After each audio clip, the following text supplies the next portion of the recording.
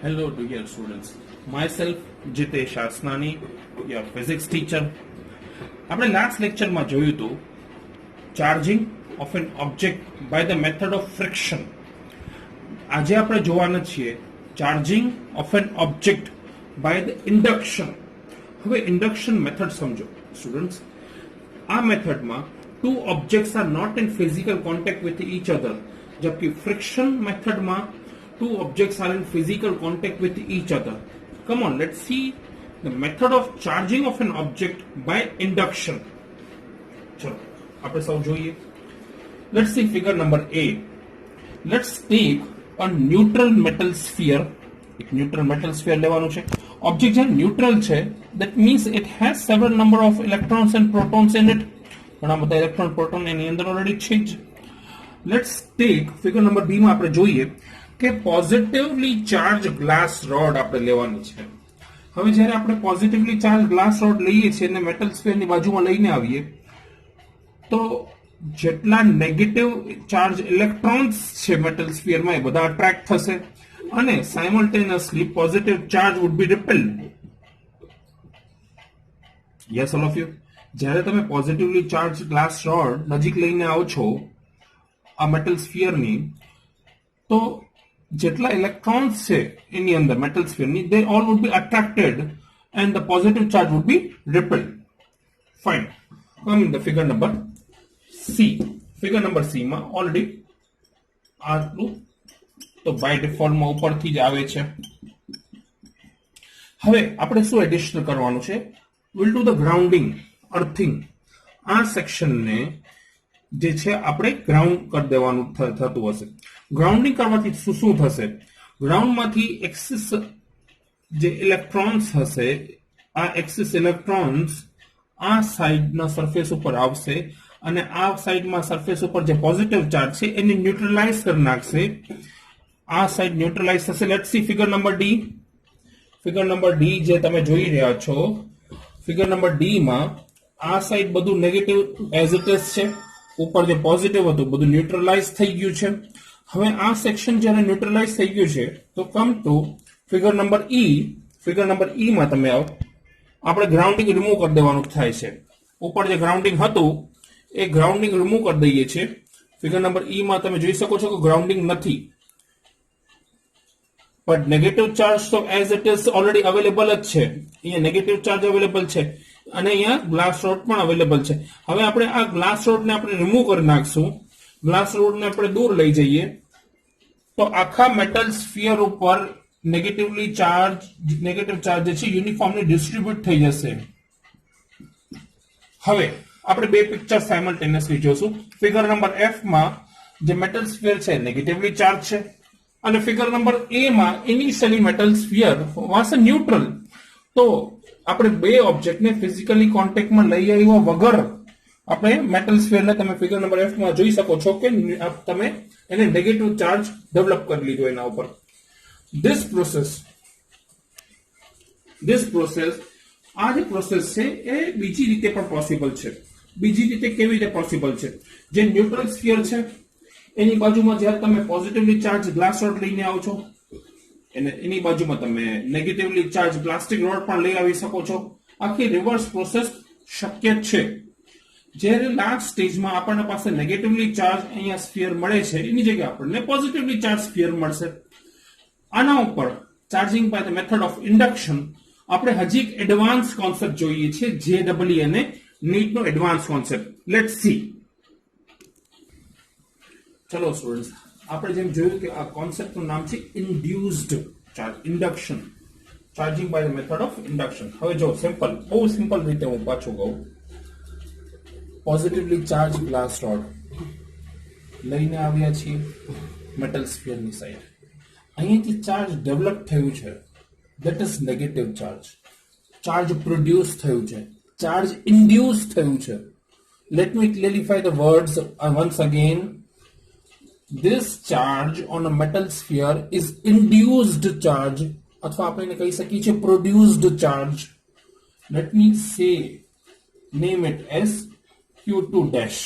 બહુ સિમ્પલ રીતે હું પાછું કહું છું તમને વર્ડ્સમાં કે આ સાઈડ જે ચાર્જ ડેવલપ થયું છે એ છે Q2 ડેશ નોટેશન આપીએ and let this be Q1 dash. હવે જો Q2 dash is induced charge.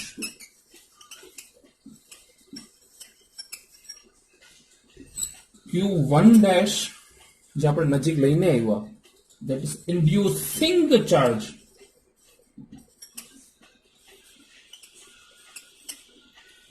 Q2 dash is induced charge જે પ્રોડ્યુસ થયું છે અને Q1 dash is source charge inducing the charge. હવે કેટલું ચાર્જ પ્રોડ્યુસ થયું આપણે એવું કેલ્ક્યુલેટ કરવાનું છે કે how much charge is being produced. Q2 dash is always equal to minus of Q1 dash bracket માં 1 minus 1 by capital K. આ equation છે આપણને આપવામાં આવી છે with several number of experiments પછી. હવે બહુ સ્પષ્ટ રીતે આપણે સમજીએ આ જે પોઝિટિવ ચાર્જ અહીંયા આપણા પાસે અવેલેબલ હશે અને આ જે ચાર્જ ઇન્ડ્યુસ થશે they both will be always opposite of each other. એના માટે આપણે ઇક્વેશનમાં જોઈ શકીએ છીએ કે Q2 dash is negative of Q1 dash પહેલા તો અને બ્રેકેટમાં 1 minus 1 by K. K શું છે આપણે ખાસ જોઈએ K is called કેને કહેવાય dielectric constant. dielectric constant શું હોય છે આપણે ચેપ્ટરમાં આગળ જોશું dielectric constant શું કહેવાય. હવે for metals હું સ્પેસિફિકલી કહું for metals dielectric constant K ની વેલ્યુ હોય છે ઇન્ફાઇનાઇટ. હવે હું ઇન્ફાઇનાઇટ સપોઝ આમાં પુટ કરું Q2 dash is equal to minus Q1 dash bracketમાં 1 minus 1 by infinite. 1 by infinite is 0 minus Q1 1 minus 0. 1 minus 0 is 1. So Q2 dash is equal to minus Q1 dash. આનું significance શું થયું જેટલું charge તમે નજીક લઈને આવો છો અહીંયા પોઝિટિવલી ચાર્જ ગ્લાસ રોડ જે છે આપણા પાસે પોઝિટિવ ચાર્જ ગ્લાસ રોડ જેટલું ચાર્જ આના પાસે ઓલરેડી અવેલેબલ છે અને તમે મેટલ સ્ફિયર ની નજીક લઈને આવો છો જેટલું ચાર્જ અહીંયા છે પોઝિટિવ ચાર્જ એટલું ચાર્જ સામે ઇન્ડ્યુસ થશે નેગેટિવ ચાર્જ. યસ જે હું બોલી રહ્યો છું listen one thing very carefully students જેટલું હું અહીંયા એક્સપ્લેન કરું છું તમને સૌને હોમવર્કમાં તો લખવાનું જ છે અને આ બધું જે લેક્ચર નોટ્સ છે તમને પીડીએફ ફોર્મમાં પણ અવેલેબલ થઈ જશે.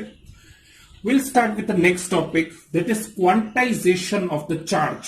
We'll start quantization of charge. Ready?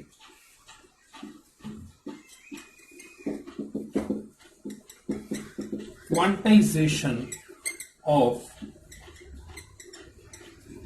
charge.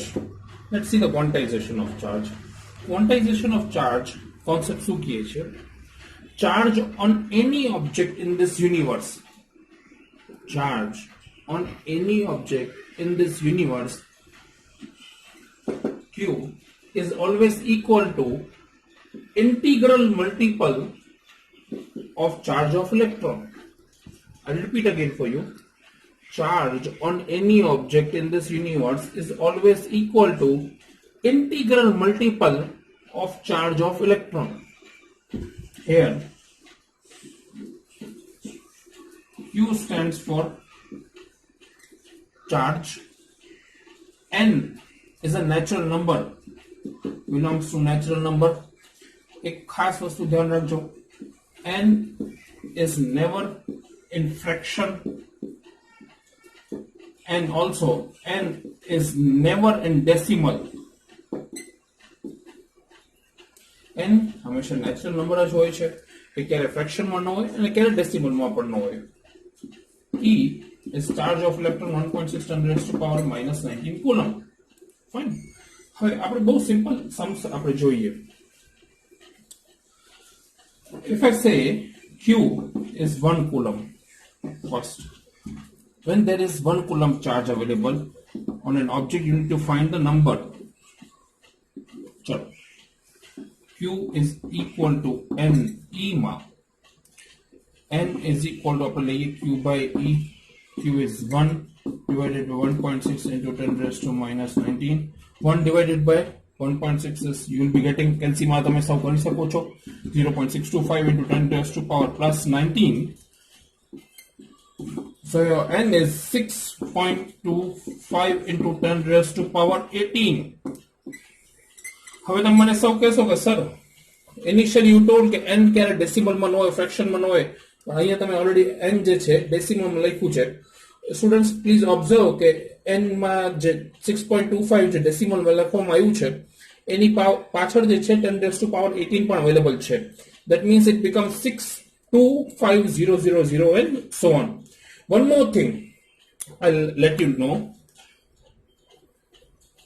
Simple વસ્તુ કહું તમને, સ્ટાર્ટિંગમાં આપણે જ્યારે જોયું હતું ઓબ્જેક્ટ પોઝિટિવ ચાર્જ ક્યારે થાય અને ઓબ્જેક્ટ નેગેટિવ ચાર્જ ક્યારે થાય. When an object gain some electron, કોઈ પણ ઓબ્જેક્ટ જ્યારે ઇલેક્ટ્રોન્સ ગેઇન કરે છે ત્યારે ઇટ બીકમ્સ નેગેટિવલી ચાર્જ.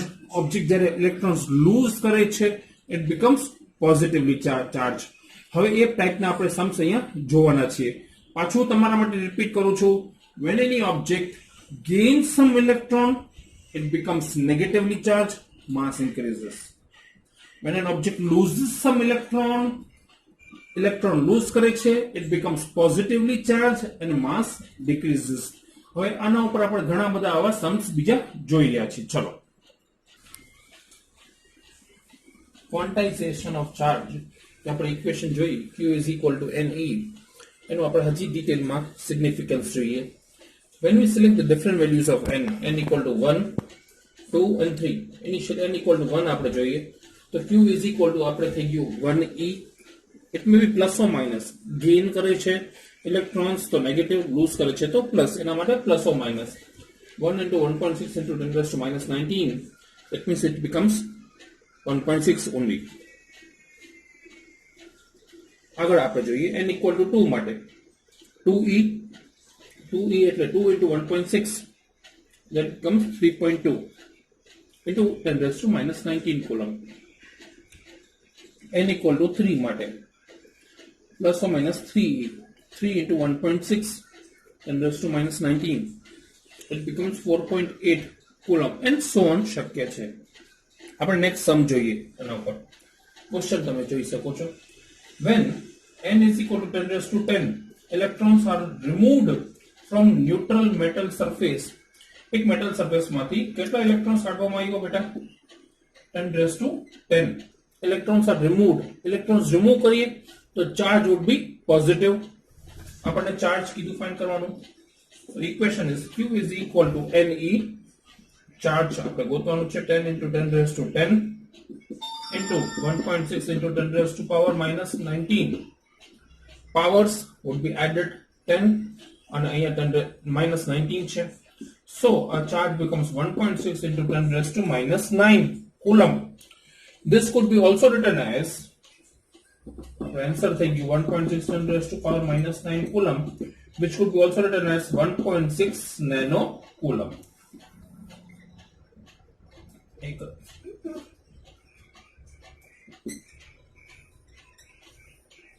ચલો નેક્સ્ટ થર્ડ સમ.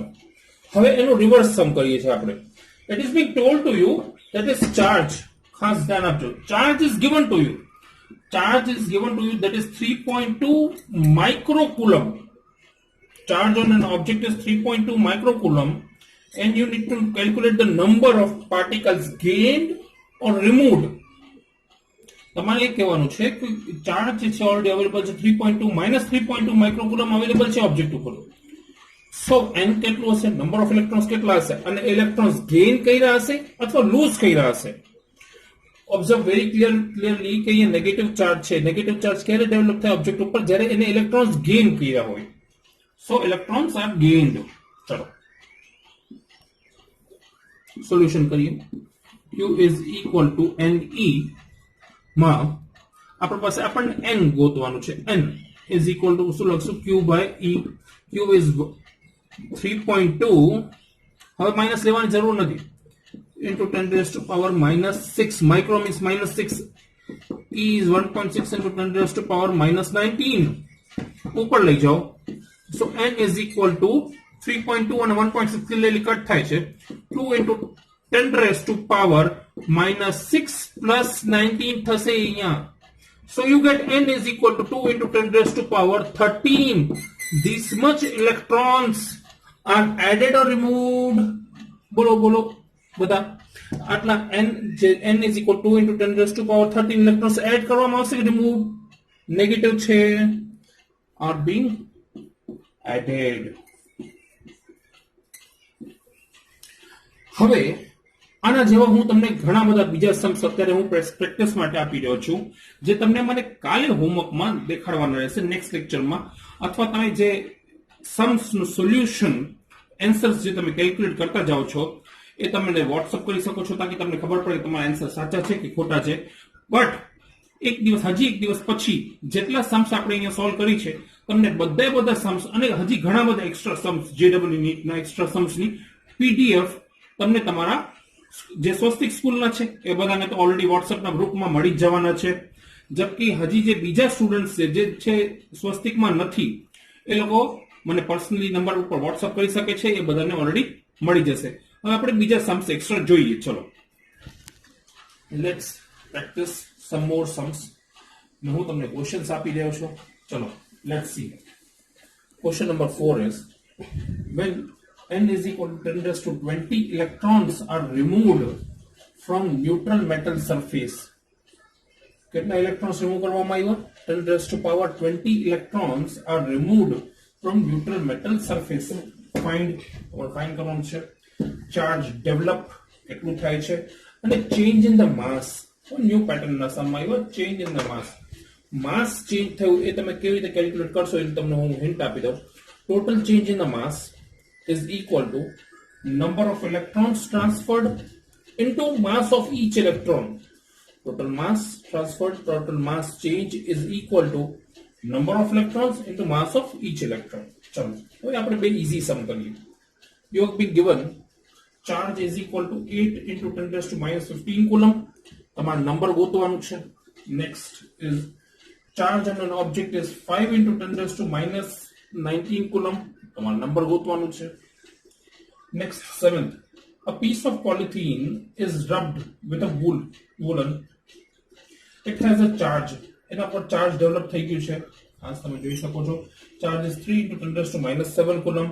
તમારે ફાઇન્ડ કરવાનું છે નંબર ઓફ ઇલેક્ટ્રોન્સ ટ્રાન્સફર્ડ અને change in the mass. Change in the માસમાં પાછું તમને કહી દઉં total change in mass is equal to number of electrons transferred into mass of each electron. ચલો 8th આપણે જોઈએ. If 10 raised to 9 electrons are removed from a body every second. એક સેકન્ડમાં 10 raised to 9 electrons transfer થઈ રહ્યા છે એક સેકન્ડમાં. Then how much time is required to get the charge of 1 coulomb?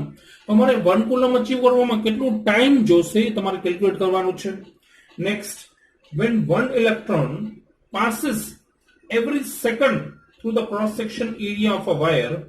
હવે તમે જોઈ શકો છો બહુ સ્પેસિફિકલી કે when 1 electron passes per second through the cross section area of a wire, so how much electric current is formed in it? તમારે electric current ગોતવાનું છે. હું તમને હિન્ટ આપી દઉં આ ક્વેશ્ચન માટે. Electric current I is equal to Q upon T તમે equation use કરશો. Q શું છે? Ne. આ તમારા માટે હિન્ટ છે. Keep solving it. Next 10th, when there are n is equal to 4 into 10 raised to 23 number of atoms in a metal surface માં મને number of atoms આપી દીધા છે. 4 into 10 raised to 23 atoms in a metal sphere. If electrons are removed જો specifically તમને આપી દીધું from only 0.1% of an atom. 0.1% of these atoms માંથી આપણે ઇલેક્ટ્રોન રિમૂવ કરીએ છીએ. What will be the charge developed on this sphere? So students, તમને આ જે 8 sums છે આ પ્રેક્ટિસ કરવાના રહેશે, આ સોલ્વ કરવાના રહેશે. આનું જે સોલ્યુશન છે આપણે નેક્સ્ટ લેક્ચરમાં ડિસ્કસ કરશું. અને જે સ્વસ્તિકના સ્ટુડન્ટ્સ છે એ લોકોને નેક્સ્ટ ડે આજે તમે બધા પ્રેક્ટિસ કરશો. કાલના દિવસમાં તમને બધાને આની જે સોલ્યુશનની જે પીડીએફ છે ઓલરેડી મળી જશે. તો ખાસ તમારે બધાને આ સમ સોલ્વ કરવાના છે without fail. See you in next lecture. Thank you.